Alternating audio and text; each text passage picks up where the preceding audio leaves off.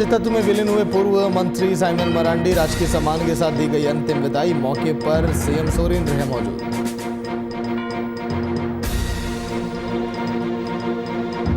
बासुकीनाथ धाम पहुंचे तेजस्वी यादव, मंदिर में की पूजा अर्चना। कृषि मंत्री बादल पत्रलेख भी रहे मौजूद।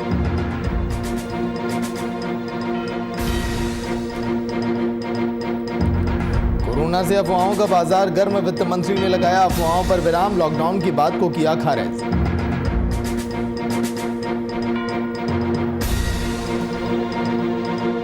गिरिडीह में मनाई गई बाबा अंबेडकर की जयंती। ग्रामीणों ने लगाए जय भीम के नारे। बाबा साहेब को दी श्रद्धांजलि।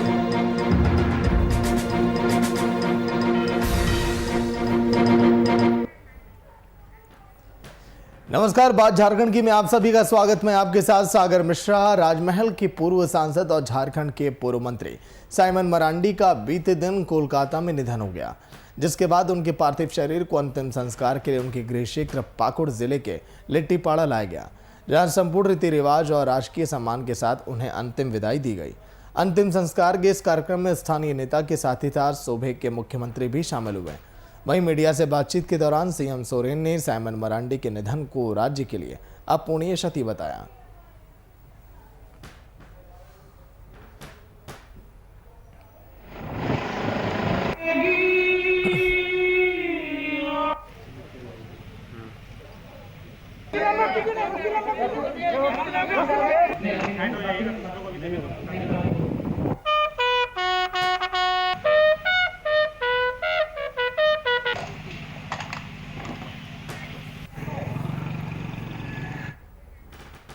कोरोना के लगातार बढ़ते मामलों को देखते हुए लोग अब ये कयास लगाने लगे हैं कि झारखंड राज्य में भी जल्द लॉकडाउन लगेगा, जिसे लेकर चर्चाओं का बाजार पूरी तरह से गर्म था, अफवाहों का बाजार भी गर्म था।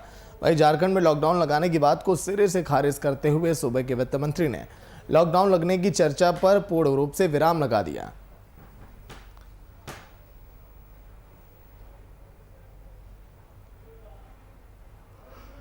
हैं कि हम प्रिवेंटिव मेजर जो ले रहे हैं, निषेधात्मक कार्रवाई, उससे यहाँ उतना नहीं बढ़ना चाहिए, लेकिन सावधानी बरतनी होगी। क्योंकि अभी जो खबर आ रही है महाराष्ट्र में फैला हुआ है, गुजरात में फैल रहा है, तो माइग्रेंट लेबर जो थे हमारे, जो चले गए थे काम करने के लिए, फिर वापस आ रहे हैं ट्रेन से। ट्रेन चलना शुरू हो गया, वापस आ रहे हैं। तो अगर वो संक्रमित होकर वहाँ से आवेंगे तो यहाँ संक्रमण बढ़ेगा। नहीं, हम उम्मीद करते हैं कि हम प्रिवेंटिव मेजर जो ले रहे हैं, निषेधात्मक कार्रवाई, उससे यहाँ उतना नहीं बढ़ना चाहिए, लेकिन सावधानी बरतनी होगी। क्योंकि अभी जो खबर आ रही है महाराष्ट्र में फैला हुआ है, गुजरात में फैल रहा है, तो माइग्रेंट लेबर जो थे हमारे, जो चले गए थे काम करने के लिए, फिर वापस आ रहे हैं ट्रेन से। ट्रेन चलना शुरू हो गया, वापस आ रहे हैं। तो अगर वो संक्रमित होकर वहाँ से आवेंगे तो यहाँ संक्रमण बढ़ेगा।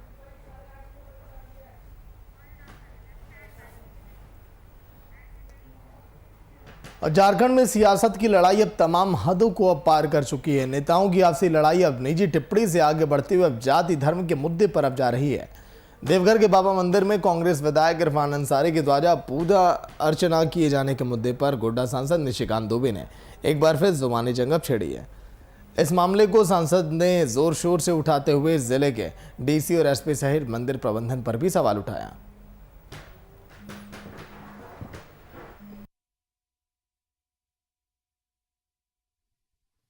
देखिए, हिंदुओं की भावना और आस्था के साथ इतना बड़ा खिलवाड़ हो ही नहीं सकता। जिस तरह से काबा में गैर मुस्लिमों का प्रवेश वर्जित है, उसी तरह बैद्यनाथ धाम के गर्भगृह में गैर हिंदुओं का प्रवेश वर्जित है। और कल उन्होंने जो है गंगा माता के बारे में उल्टा सुल्टा बात कहा था, और आज जबरदस्ती डीसी और एसपी के कहने पर या उनके सहयोग से आज गर्भगृह के अंदर जिस तरह से उन्होंने निर्लज्जता के साथ पूजा किया है, हम इसकी घोर भर्त्सना करते हैं। हमारा सर जो है आज शर्म से झुक गया है, और हिंदुओं की भावना का इतना बड़ा खिलवाड़, इतने बड़ा ठेस शायद किसी ने नहीं पहुंचाया होगा। हमने चीफ सेक्रेटरी से बात की है, डीसी और एसपी को हटाना चाहिए, और इलेक्शन कमीशन को भी हम लिखने वाले हैं कि हटाना चाहिए, क्योंकि ये धार्मिक भावना को भड़काकर वोट लेना चाहते हैं। और दूसरा, राष्ट्रीय सुरक्षा कानून और देशद्रोह का कानून विधायक इरफान अंसारी पर लागू होना चाहिए। और कांग्रेस कार्यालय में भारत रत्न बाबा साहेब भीमराव अंबेडकर की जयंती समारोह का आयोजन किया गया। कोरोना संक्रमण को देखते हुए सीमित संख्या में कार्यक्रम का आयोजन किया गया। कार्यक्रम में प्रदेश अध्यक्ष रामेश्वर उरांव के समेत कांग्रेस के विभिन्न नेता और कार्यकर्ता वहां पर शामिल हुए।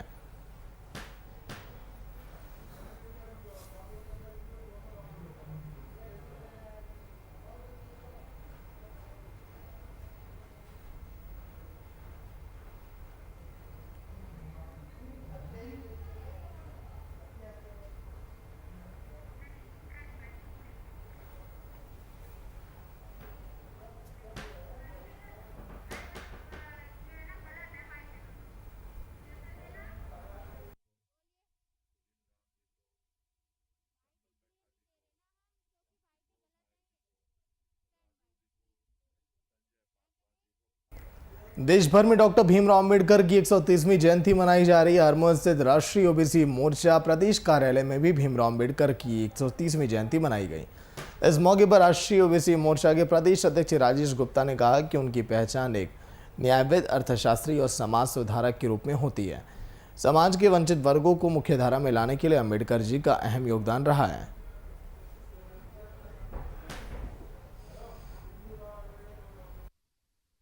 आज विश्व विभूति भारत रत्न डॉक्टर भीमराव अंबेडकर जी की आज 130वीं जयंती है।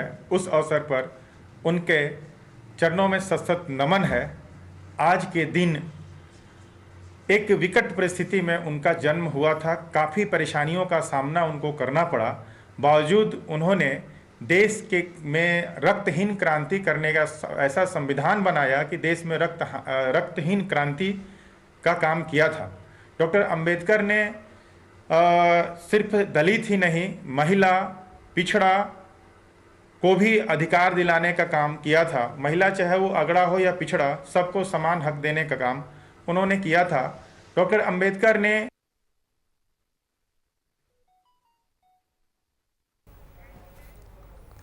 सिमडेगा की पूर्व विधायक नील तिर्की का राजधानी के रिम्स के ट्रामा सेंटर में इलाज चल रहा था। इलाज के दौरान आज उनका निधन हो गया। पूर्व विधायक के निधन को सिमडेगा जिले और झारखंड के लिए बड़ी क्षति माना जा रहा है।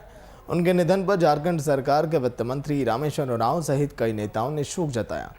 नील तिर्की सिमडेगा सीट से 2005 में कांग्रेस के टिकट पर विधायक चुने गए थे।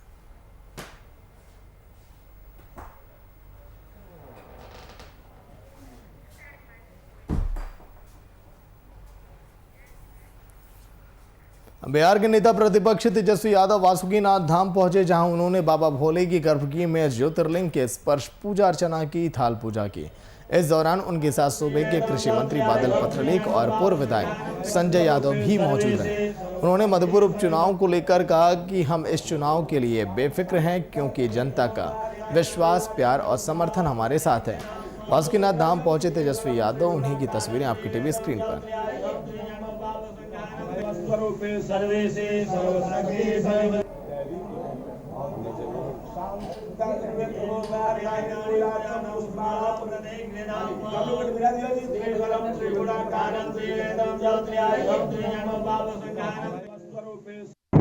लंबास की शरण आपकी। आज मंदिर में हम लोग आए, बाबा का बुलावा आया है, दर्शन हम लोगों ने किया है। और देखिए, चुनाव आते जाते रहता है, लेकिन इस चुनाव में हम लोग निफिक्र हैं, क्योंकि जनता का साथ, जनता का आशीर्वाद और प्यार, समर्थन हम लोगों के साथ है। अब बाबा का आशीर्वाद लेने, चाहे देवघर हो, चाहे वासुकी धाम हो, हम लोग यहाँ पहुँचे हैं।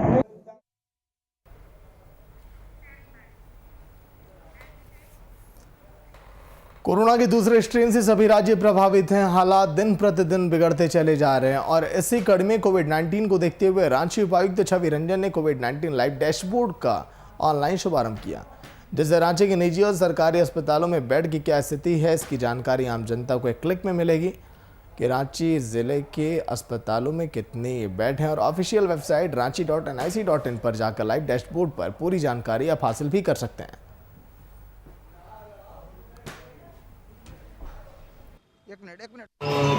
रांची जिले का कोविड डैशबोर्ड को हमने लाइव कर दिया है और जिसकी जानकारी आप ranchi.nic.in जो डिस्ट्रिक्ट का जो ऑफिशियल वेबसाइट है वहाँ पर जाकर आप सारी जानकारी ले सकते हैं। कोविड में कितने केसेस लाइव हैं, कितने एक्टिव केसेस है, कितने डेथ्स हुए हैं, क्या रिकवरी रेट है हमारा, इसके अलावा किस अस्पताल में कितने बेड्स उपलब्ध हैं, इसको भी हम लोग समय समय पर अंतराल पर जैसे जैसे हमारे पास सूचना उपलब्ध रहेगी उसको हम लोग अपलोड करते रहेंगे। और ये ओपन है सभी के लिए, कोई भी व्यक्ति कहीं भी देख सकता है कितने बेड्स उपलब्ध हैं।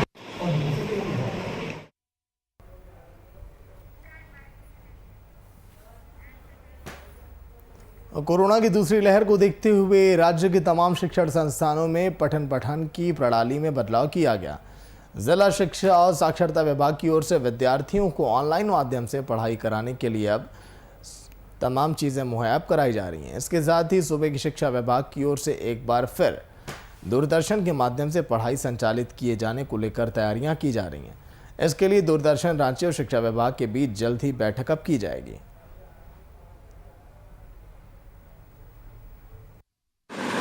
अभी की जो स्थिति है उनके अनुसार, चूँकि 1 महीना से कम समय बच गया है परीक्षा के लिए, तो इसीलिए जो ऑफलाइन और ऑनलाइन दोनों की व्यवस्था की जा रही है, ताकि छात्र छात्राएं किसी भी परिस्थिति में अपनी परीक्षा को तैयारी करने के लिए अपने आप को तैयार कर सके।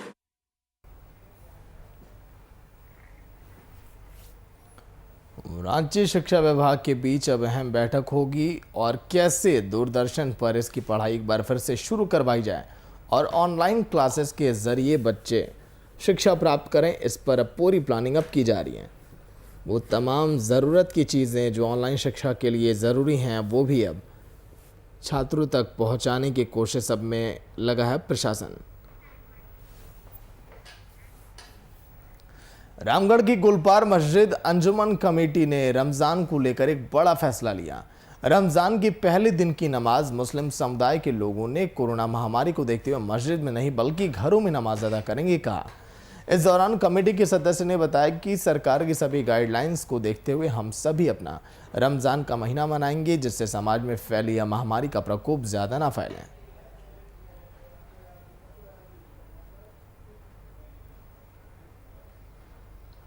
आज रमज़ान मुबारक की पहली तारीख है। अपने अपने तौर पर हम तमाम अपने मोमिन मोमिनात भाई बहनों से गुजारिश करेंगे कि रमज़ान मुबारक का भी एहतराम करें और जो कानून है सरकार का उस गाइडलाइन का भी एहतराम करते हुए हम पर्व को मनाएं और नमाज़ों को कसीर तादाद में ना अदा करके, जमात में ना भी लगा करके जो गाइडलाइन है उसका भी एहतराम करते हुए अपने अपने घरों में मस्जिदों में नमाज अदा करें।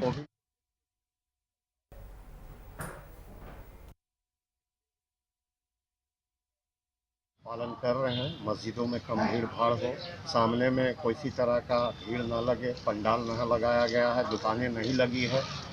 देखते महामारी को फैलते हुए देखते हुए अंजुमन कमेटी ने ये निर्णय लिया है कम से कम लोग मस्जिदों में आए, अपने अपने घरों पे जाकर के नमाज अदा करें।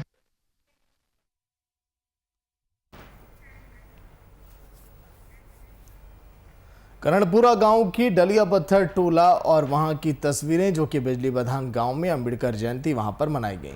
डलिया पत्थर टोले में स्थानीय ग्रामीणों की ओर से आयोजित इस कार्यक्रम में सबसे पहले एक जुलूस निकालकर जय भीम के नारे लगाए गए। साथ ही इस दौरान जुलूस भी निकाला गया जो आसपास के गांव में भ्रमण कर बाबा साहब के प्रतिमा के पास आकर एक सभा में तब्दील हुआ।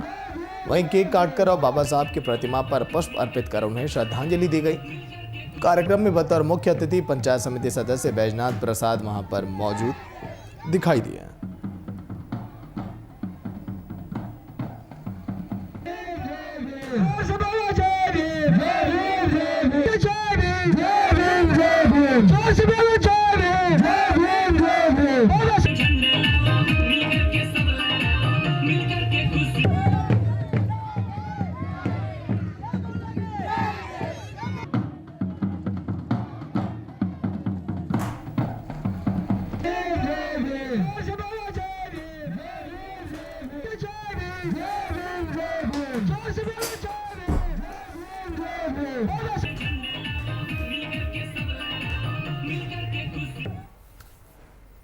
सरकार की तमाम गाइडलाइनों के बाद भी उसकी धज्जियां उड़ाई जा रही हैं। जिस तरह से सरकार ने जुलूस पर रोक लगाया था, लेकिन इसके बावजूद जुलूस निकाला गया। कोरोना के दूसरे स्ट्रेन के भयावह रूप को देखते हुए सरकार ने सभी त्योहारों के सार्वजनिक आयोजन पर रोक लगा दी है। हालांकि राजधानी रांची में सरहुल पर्व के आयोजन पर लगाए गए प्रतिबंध के बावजूद कांके में सरना समिति की ओर से सरहुल को लेकर जुलूस निकाला गया। इस दौरान तमाम सरकारी नियमों की धज्जियां भी उड़ती हुई दिखाई दी। चवालीस लगल है, 44 नहीं लगल है ना।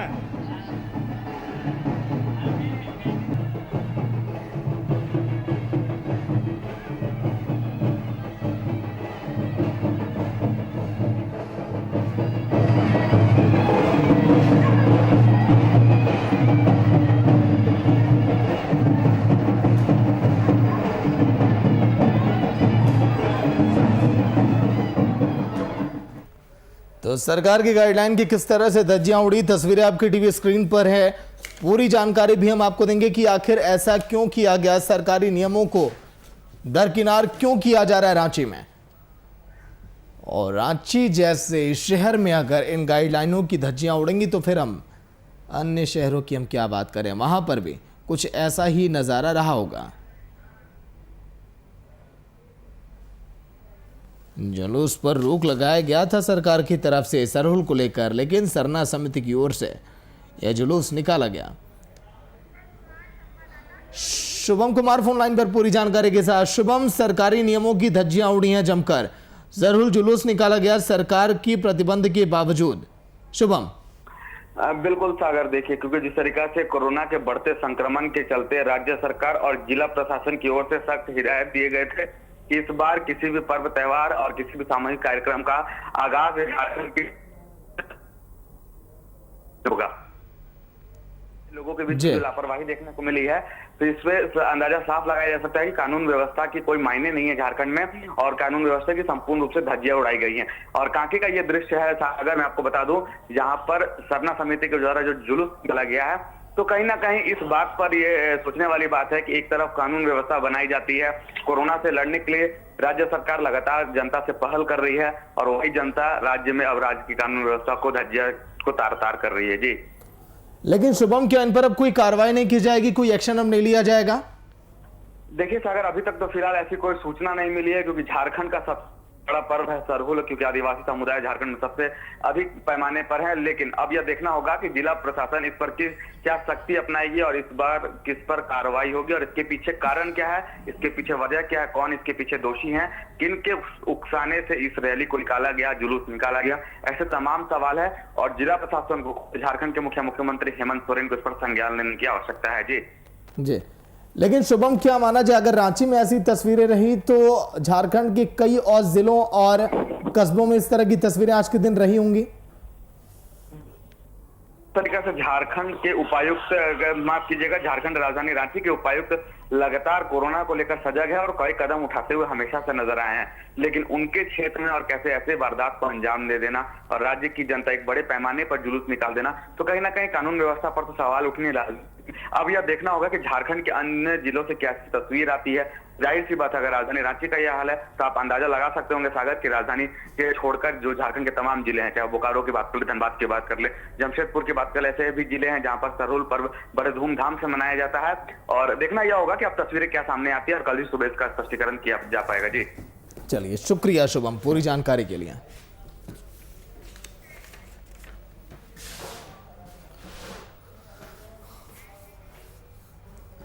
कोडरमा की डुमचांच स्थित महिला डिग्री कॉलेज में बनाया गया कोडरमा जिले के एकमात्र कोविड हॉस्पिटल में कोरोना पॉजिटिव 2 महिला की मौत हो गई, जिससे पूरे क्षेत्र में हड़कंप मच गया। वहीं जिला प्रशासन की ओर से महिला डिग्री कॉलेज में बनाया गया कोविड हॉस्पिटल में सभी प्रकार की आवश्यक सुविधाएं उपलब्ध कराकर मरीजों का लगातार इलाज किया जा रहा है। इस दौरान एसडीओ मनीष कुमार ने पत्रकारों को बताया कि कोविड हॉस्पिटल डुमचांच में तमाम सभी प्रकार की सुविधाएं उपलब्ध कराई गए और हॉस्पिटल में सुविधाओं को लेकर जिला प्रशासन लगातार काम भी कर रहा है।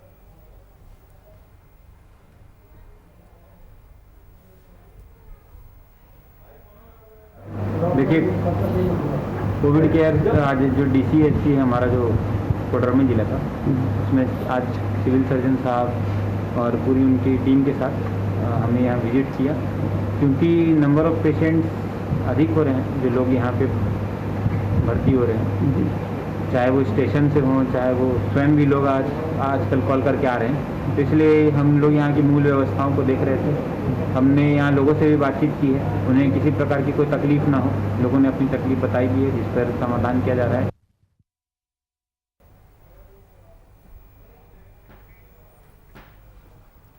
तो अस्पताल में सभी तरह की सुविधाएं उपलब्ध हैं, लेकिन हालात कैसे, ज़मीनी हकीकत कैसे, 2 महिलाओं की मौत हो गई, कोडरमा की ये तस्वीर। ये कहना प्रशासन का कि यहाँ पर सारी सुविधाएं हैं और हम मुहैया इसे कराएंगे।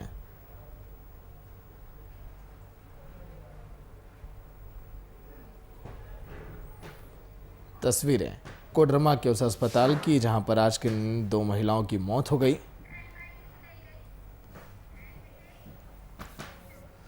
विशु संक्रांति की तस्वीरें अब आप देखेंगे, जहां पर फौजदारी दरबार बाबा वासुकीनाथ धाम में भोलेनाथ को गुड़ और सत्तू का भोग लगाया गया। पंडा धर्म रक्षणी सभा के महामंत्री संजय झा ने बताया कि सालों से चली आ रही परंपरा के अनुसार भोलेनाथ को संक्रांति पर्व पर भोग लगाया जाता है।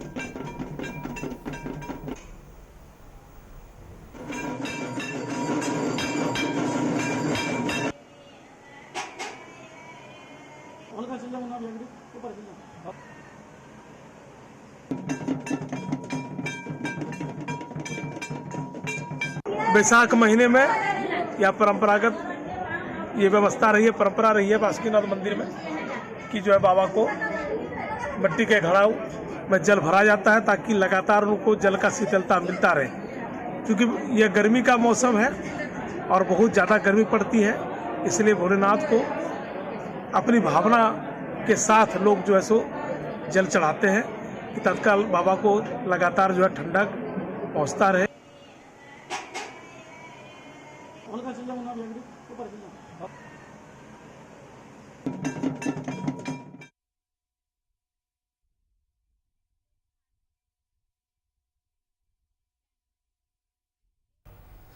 सरायकेला जिले में एक शव मिलने से पूरे इलाके में हड़कंप मच गया। पुलिस अब मामले की जांच में अब जुटी है। तस्वीरें आपकी टीवी स्क्रीन पर।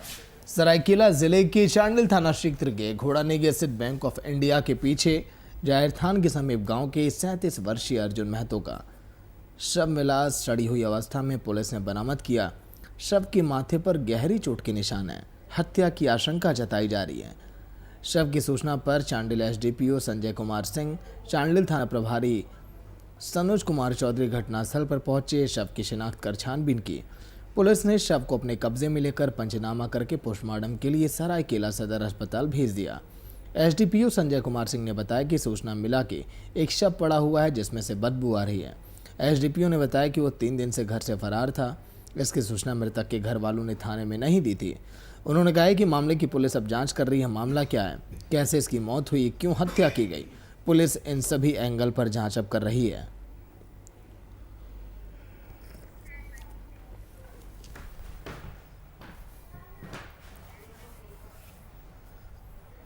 जनमुंडी थाना क्षेत्र की चमरा बहियार गांव में जहां पर आग लग गई। आग लगने से हजारों की पुआल जलकर राख हो गई। पीड़ित ग्रामीणों ने बताया कि पुआल के एक पुंज में करीब 12,000 पुआल रखे थे, जिसमें 5 पुंज से सभी पुंज घर के पीछे खेत में रखे हुए थे। सभी पुंज जलकर राख हो गए, जिसके बाद घटना की सूचना जरमुंडी बीडीओ और दमकल को भी दी गई कि अग्निशमन की गाड़ी करीब 2 घंटे देर से वहां पर पहुंची और आग लगने के बारे में ग्रामीणों ने बताया कि बिजली के तार के गिरने से आग लगी है।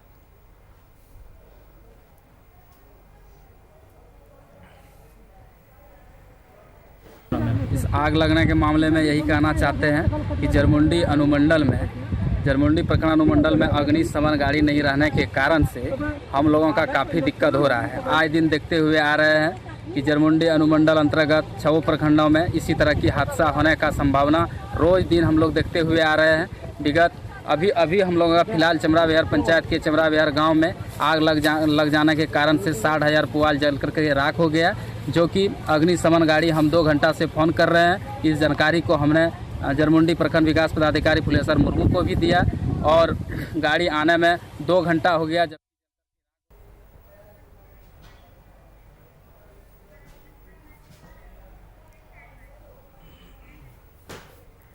चतरा की टंडवा स्थित कोयलांचल में उग्रवादियों ने तांडव मचाया और CCL की आम्रपाली से कोयला ढुलाई में लगी आर्किटेक्चर ट्रांसपोर्टिंग कंपनी का कोयला लोडेड 2 हाईवा को उपद्रवियों ने आग के हवाले कर दिया।